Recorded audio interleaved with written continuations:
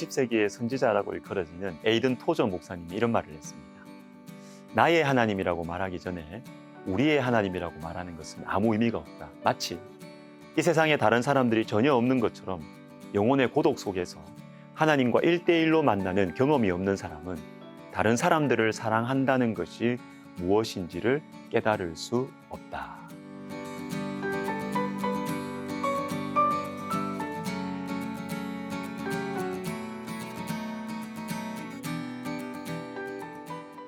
로마서 16장 25절에 이상한 표현이 하나 나옵니다. 나의 복음과 예수 그리스도를 전파함은. 나의 복음이라. 여러분, 예수님의 복음 아닙니까? 물론 그렇죠. 그러나 예수님의 복음이 내 마음속에 깊이 들어와서 나의 주 나의 하나님이라고 진실하게 고백하는 성도들은 예수님의 복음을 나의 복음이라고 감히 말할 수 있습니다. 이것이 바로 간증이라는 거예요. 간증. 여러분, 간증을 하면 유익한 점들이 많습니다. 물론 절제 없이 하면 하나님보다 사람이 높아질 수도 있죠. 그러나 여러분, 내가 만난 하나님, 내가 받은 은혜를 겸손함과 온유함 가운데 증거하는 것은 매우 성경적입니다. 그리고 유익한 것들이 많아요. 자, 간증이 주는 유익을 제가 몇 가지 말씀드리겠습니다. 첫 번째, 간증을 통해서 나의 신앙이 견고해집니다. 시편 77편을 보겠습니다. 신앙이 많이 약해져 있던 하나님의 사람이 다시 강건해집니다. 그럼 어떻게 해서 이 사람의 신앙이 회복되었을까요? 19절입니다. 주의 길이 바다에 있었고 주의 곧은 길이 큰 물에 있었으나 주의 발자취를 알 수 없었나이다. 홍해를 건너는 사건이 기억나는 것입니다. 이것은 하나님 백성들의 간증입니다. 현재의 내 신앙이 흔들릴 때 과거에 하나님께서 나와 우리 가정 가운데 행하신 일을 기억하는 것입니다.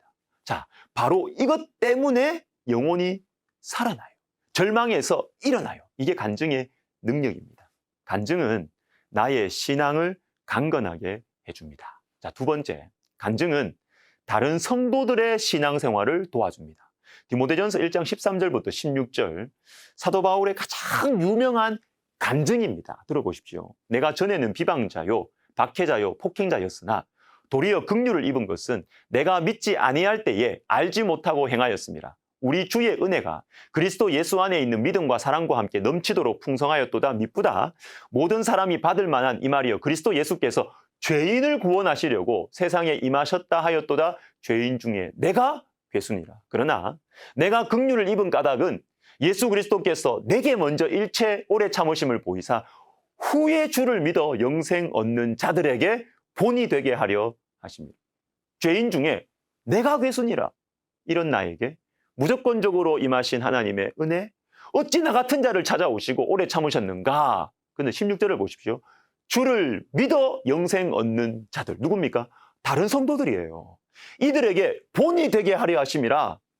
여러분, 이런 간증을 허락하신 목적이 있는데 다른 성도들을 위한 것입니다. 여러분, 우리에게 임하신 하나님의 은혜와 사랑을 겸손함과 온유함으로 간증할 때 다른 성도들이 큰 위로를 받고 소망을 가지게 됩니다. 세 번째, 간증은 가장 쉬우면서도 효과적인 전도 방법이에요. 사도행전 22장과 26장은 바울이 예수님의 복음을 전하는 장면입니다. 22장에서는 유대인들에게, 26장에서는 권력자들에게 복음을 전합니다. 그런데 공통된 내용이 있습니다. 사도행전 9장, 다메섹 사건, 내가 만난 예수님을 전하는 것입니다. 이게 전도예요. 여러분, 전도는 신학적으로 정확하게 무슨 내용의 순서에 따라서 전도하지 않아도 돼요. 내가 만난 예수님, 나의 복음을 그냥 진실하게 말하면 됩니다. 여러분, 가장 쉬우면서도 가장 효과적인 전도는 간증하는 거예요. 내가 만난 하나님을 전하는 것입니다. 예수 믿으니까 참 좋더라. 내가 만난 예수님 이런 분이시더라. 마지막으로 네 번째, 간증은 가장 좋은 자녀 교육입니다. 가족 전도에 대한 전문가이신 어떤 목사님, 교수님께서 이렇게 말씀하셨어요. 가족 전도에는 특별한 기술이나 프로그램이 없습니다. 그러나 한 가지 꼭 해야 할 것이 있습니다. 내가 만난 예수님을 온유와 두려움으로 말해주는 것입니다. 길지 않게. 그러면서 베드로전서 3장 15절을 강조하셨으며 너희 마음에 그리스도를 주로 삼아 거룩하게 하고 너희 속에 있는 소망에 관한 이유를 묻는 자에게는 대답할 것을 항상 준비하되 온유와 두려움으로 하고. 여러분, 우리에게 소망에 관한 이유를 묻는 자들 속에 제일 가까이 자녀들이 있습니다. 한 말씀 더 읽어보겠습니다. 시편 119편 56절. 내 소유는 이것이니 곧 주의 법도들을 지킨 것입니다. 우리가 물려주어야 할 소유, 유산은 내가, 자식들이 아니라 내가 주의 말씀에 순종하는 것입니다. 자식을 신앙으로 훈련시키는 것도 중요하지만 그것보다 먼저 그것이 가능하기 위해서는 부모인 내가, 할아버지, 할머니인 내가 좋은 성도가 돼야 돼요. 나의 간증, 나의 복음, 내가 만난 하나님이 가장 좋은 자녀 교육입니다. 몇 년 전에 김상숙 권사님이라는 분의 간증을 제가 들었습니다. 외국인 노동자들을 섬기시는 분인데 정말 놀라웠어요. 겉모습은 그냥 수더분한 권사님 할머니예요.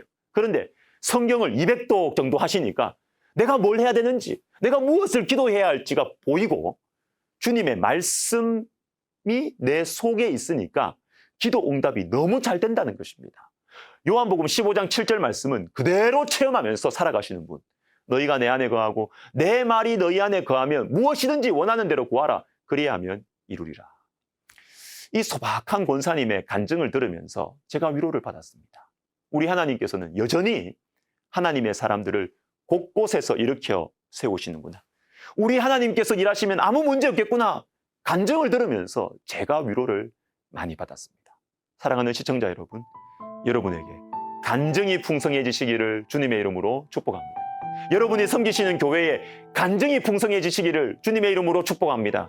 그리고 우리에게 허락하신 귀한 은혜를 겸손함과 온유함으로 주변 사람들에게, 자녀손들에게 이야기해 주십시오.